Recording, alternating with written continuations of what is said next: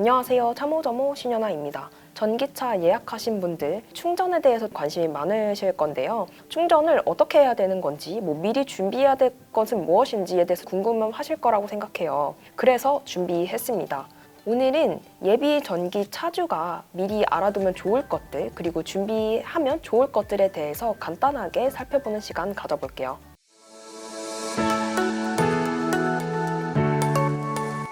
본격적으로 설명하기 앞서서 급속이랑 완속 충전에 대해서 간단하게만 짚어보고 넘어갈게요.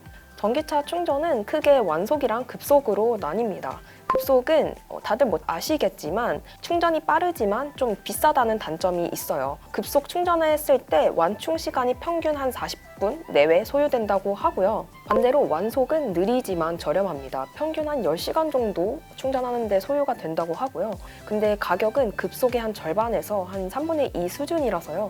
전기차의 입점이 저렴한 충전비를 누리려면 완속을 사용하는 게 아무래도 유리하겠죠. 급속은 보통 공공기관, 고속도로, 그리고 공영주차장과 같이 외부에 많이 설치되어 있습니다. 대부분 환경부에서 운영을 하고 있고요. 아파트와 같이 공동주택에 설치되어 있는 충전기는 대부분 완속이라고 보시면 됩니다.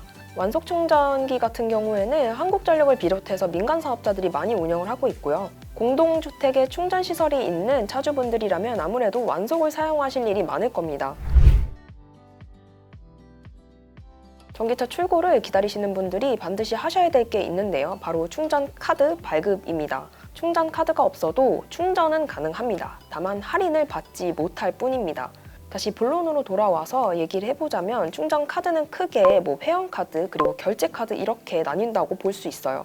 회원카드는 회원에게만 할인을 제공하기 위한 카드이고요. 비회원도 충전이 가능하지만 가격이 비쌉니다. 얼마 차이가 나겠어 싶으시겠지만 이게 쌓이고 보면 은근 차이가 크더라고요.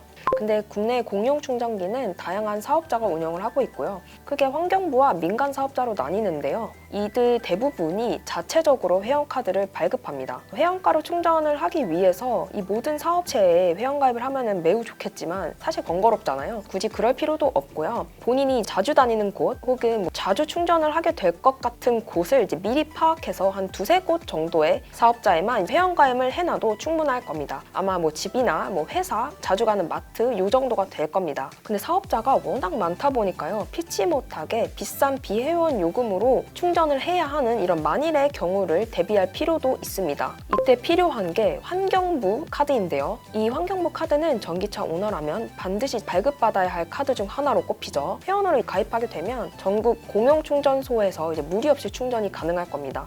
이 환경부 카드가 왜 필요하냐면요. 어느 정도 고정된 가격으로 비회원인 사업자의 충전기까지도 이용할 수 있다는 것에 있습니다.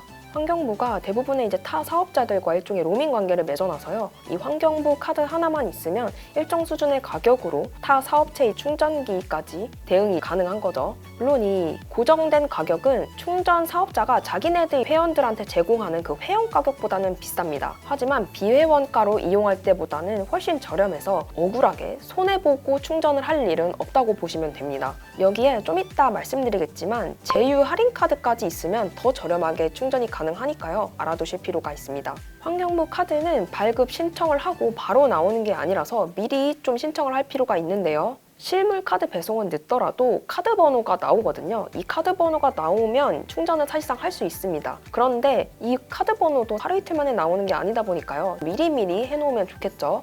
이 환경부 카드는 차량이 나오지 않았을 때, 차량 번호가 없을 때도 발급이 가능합니다. 이 무공해차 누리집 홈페이지 하단에 보시면 회원카드 신청을 누르시면 돼요. 요거 신청하기 들어가면 차량 번호를 기입하는 곳이 있는데요. 차량 번호가 나오지 않았는데 이거 어떻게 기입해야 되는 건가요? 라고 물으실 수 있죠. 일단은 12가 1234와 같이 임의로 적어서 내도 일단은 발급이 가능합니다. 나중에 차량 번호가 나왔을 때 수정하시면 되니까요. 크게 문제될 일은 없습니다. 지금까지 언급했던 카드들은 회원카드에 대한 얘기였고요. 다만 이 회원카드는 어디까지나 회원가를 제공하기 위한 카드인 만큼 결제 능력은 없어요. 그래서 이 회원카드에 결제 카드를 등록하셔야 결제까지 가능한 그런 시스템인 건데요. 여기서 결제 카드는 신용카드나 체크카드가 되겠죠. 사실 본인이 가지고 있는 카드 아무거나 넣으셔도 상관은 없습니다. 다만 조금 더 혜택을 누리시고 싶은 분들은 그 사업자별로 제휴가 되어 있는 카드들이 있으니까요. 요걸 살펴보시는 것도 방법입니다. 제휴 카드로 결제를 하면 예를 들어서 회원이다 하면 회원가에 또 추가적으로 제휴 카드에 따른 할인이 들어가는 거니까요. 이중으로 할인이 들어가서 조금 더 저렴하게 충전이 가능하겠죠. 대표적인 제휴 카드로는 신한 EV, 삼성 EV 같은 카드가 있습니다. 신한 EV 카드를 대표적으로 한번 볼게요.